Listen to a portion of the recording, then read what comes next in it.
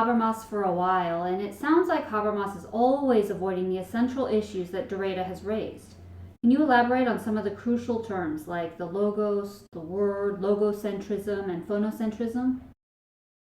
Logos, the paramount importance of Western philosophical tradition, has to be involved or carried out by language, particularly by phonetic language. So in other words, the sound and the logos tied so deeply together. In our tradition, we like to believe speech is more important than writing. This is very common and you can see everywhere. I mean, already mentioned so many times in the book, but also just look at this way you read the Bible, every time God would say something like, listen to me, or hear my words, or God says so. Never once you heard a sentence says, God writes this way. And in God's writing, and we have to do so. Not single time. Every time in Bible, whether it's an Old Testament, New Testament, it's all the same. It's always by word from mouth, not from writing. Why is that? We think, well, that's because back then things were so primitive and we didn't come up with a sophisticated writing yet. From very beginning, there was no writing. There was only voice. There are only phonetics.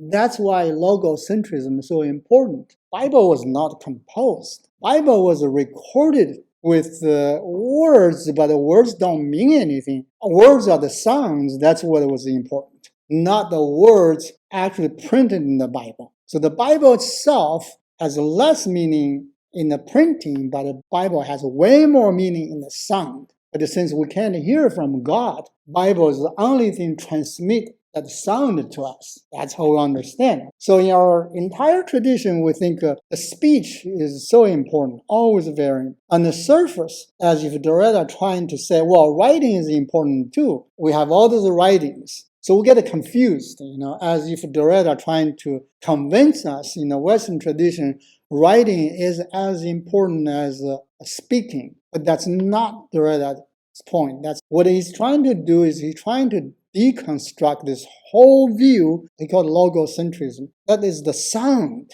the very word that every time we open our mouth, whether it's us or it's God, that a word is the only true reality. And that goes all the way back to the European tradition. Particularly Hegel made a very big deal about how important the word of sound, how important that is, because the sound that comes straight from our soul without any mediation that articulates the spirit. And that's the advantage of phonetic language. And in comparison, like Chinese, you have words, and the words has its own meaning, because our English words, they don't have a meaning. Words themselves have to be spoken first. If the word does not pronounce, then the word does not have meaning. Because you only have 26 characters. So you put them together. You can't just say, well, I read this, I know what that means. Well, you do that now only because you already know how to pronounce. Once you say a word you can't pronounce, then all of a sudden everything becomes dark. Right? Yes. Particularly like other more spiritual central language, European language, they spell as they speak. I think Spanish is like that, right? Unlike English, you have a lot of letters that don't make any sense. You think they're supposed to pronounce this way, and they don't. Things don't make sense.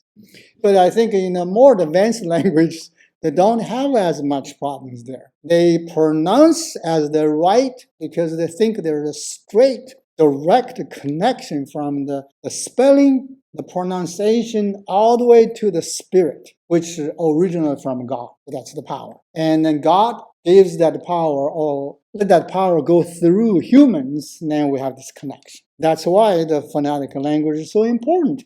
This is exactly the precise definition of logocentrism. So Derrida, he wants to destruct this thing. He called it deconstruct, but really he's trying to destruct, not so much deconstruct. Because essentially, later it gets into the existence. It gets more complicated way. But his goal is this goal. That's what he wants to do.